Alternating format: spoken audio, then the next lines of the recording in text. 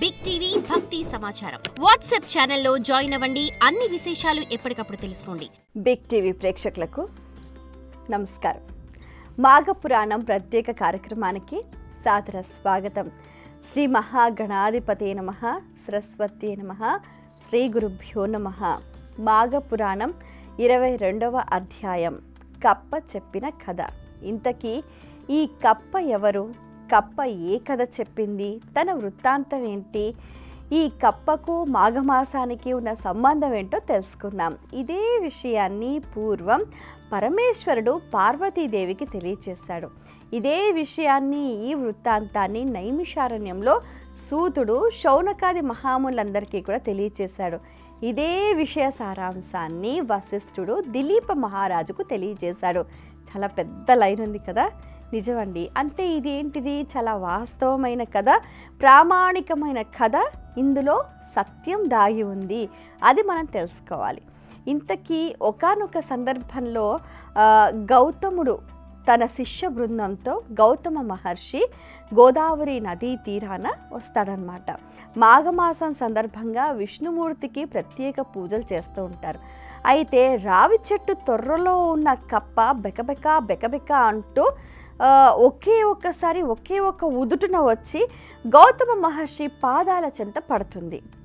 ఆ తర్వాత ఒక ఆశ్రమవాసిగా మారిపోతుంది. అయ్యో, ఇదేం చిత్రం! కప్పేంటి, కాళ్ళ మీద పట్టవేంటి, మానవ స్త్రీ రూపం ధరించడం ఏంటి, అది కూడా ఆశ్రమవాసిగా అని కప్ప వృత్తాంతం ఏంటో అడుగుతాడు గౌతముడు. అప్పుడు కప్ప చెప్తుంది, నా జన్మజన్మల పుణ్యఫలం చేత ఈరోజు మీ పాద స్పర్శ చేత నాకు పూర్వజన్మ స్మృతి కలిగింది. నేను పూర్వజన్మలో ఒకానొక పల్లెటూరులో మంజరి నా పేరు, నా తండ్రి పేరు రామశర్మ.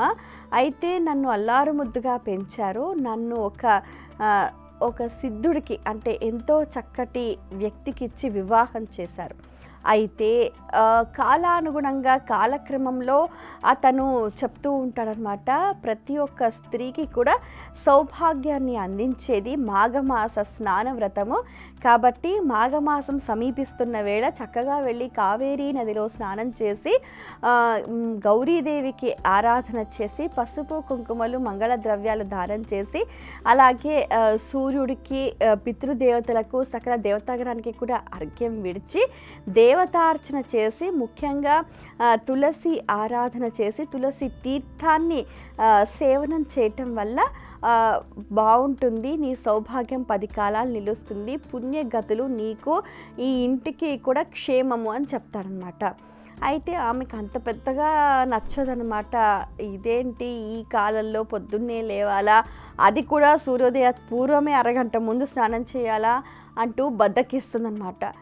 అతనికి భర్తకి కోపం వస్తుంది. అంటే నిన్ను పెళ్లి చేసుకున్నాను, నువ్వు ఈ సంసారాన్ని, నా వంశాన్ని ఉద్ధరిస్తావని నీవు ఇలా బద్దకించటం అనేది సమంజసం కాదు. నీవు ఏదైతే చక్కగా పనులు చేస్తావో, అంటే ఇక్కడ ఏంటి అని అంటే అంతర్లీనంగా ఒక ఇల్లాలు చేయవలసిన పనులు, ఒక స్త్రీ ధర్మాలని కూడా అంతర్లీనంగా చెప్పకనే చెప్పారనమాట. అంటే ఏంటి, ఒక ఇల్లు బాగుండాలన్నా, భర్త ఆయురారోగ్యాలతో ఉండాలన్నా, ఆ ఇల్లు సిరి సంపదలతో ఉండాలన్నా కూడా స్త్రీ కొన్ని చేయవలసిన పనులు ఉంటాయి.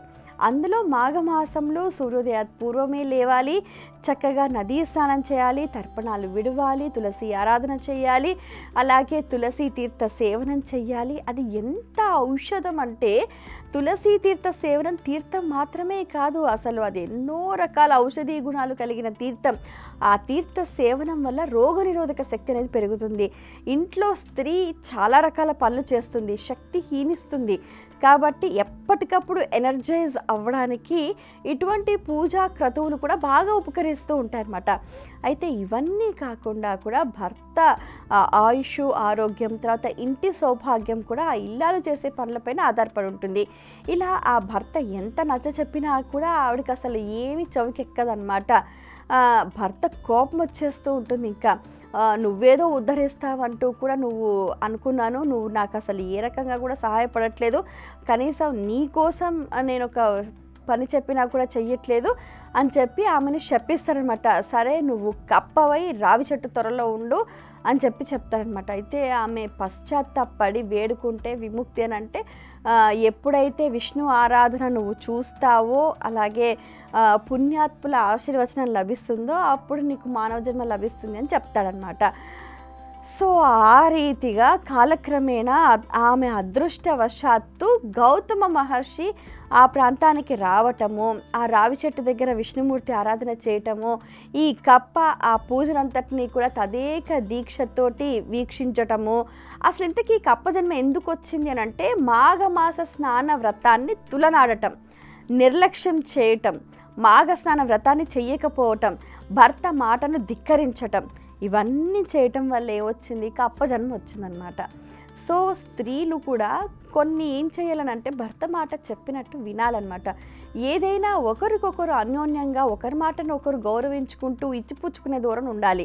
ఒకరి మాటను ఒకరు గౌరవించుకుంటూ చెప్పిన పనులు చేస్తూ ఉంటే అసలు ఇంతటి ఆపదలు రావు కదా. కాబట్టి ఏదైనా కూడా కాస్త అటు ఇటుగా అయినా కూడా ఒకరి మాట ఒకరిని గౌరవిస్తూ వింటూ ఉంటే అది ఆ కుటుంబానికే క్షేమం. ఆ తర్వాత గౌతమ మహర్షి ఆ కప్పను ఆశీర్వదిస్తాడు. మరి ఇప్పుడు నాకేటి గతి, నాకు ముక్తి పొందే మార్గమే లేదా అని అంటే నీ భర్త ఎప్పుడో గతించాడు, ఆయన పుణ్యలోకాలకు వెళ్ళాడు, నీవు కూడా మాఘమాస స్నానం ఆచరించి నీ భర్తకు తర్పణాలు విడిచి క్షమాపణ వేడుకో, నీకు ఉత్తమ గతులు కలుగుతాయి అని చెప్తాడనమాట. ఆమె ఆ రకంగానే మాఘస్నానం ఆచరించి తన భర్తకు గతించిన భర్తకు తర్పణాలు విడిచి క్షమాపణ వేడుకొని నిజమే నా వల్ల తప్పే జరిగింది, మీ మాట వినాల్సింది, వినకపోవటం వల్లనే నాకు ఈ దుస్థితి కలిగింది అని చెప్పి ఆమె వేడుకోవటం వల్ల తర్వాత ఏంటంటే ఆమెకి చక్కటి పుణ్యలోకాలు సంప్రాప్తించాయన్నమాట. ఆ విధంగా కప్ప చెప్పిన కథ ఈ వృత్తాంతం. ఇందులో మనం తెలుసుకోవాల్సిన విషయం ఏంటి అని అంటే ప్రతి స్త్రీ కూడా సాధ్యమైనంత వరకు వీలున్నంత వరకు కూడా మాఘస్నానాలు ఆచరించి గౌరీదేవి ఆరాధన చేయటము, తులసి ఆరాధన చేయటము, తులసి తీర్థ సేవనం చేయటము, చేతనైనంత వీలైనంత శక్తి మేర దాన ధర్మాలు చేయటం వల్ల ఉత్తమ గతులు ప్రాప్తిస్తాయి అన్నది ఇందులోని సారాంశం. స్వస్తి. For more videos like this, subscribe Big TV channel.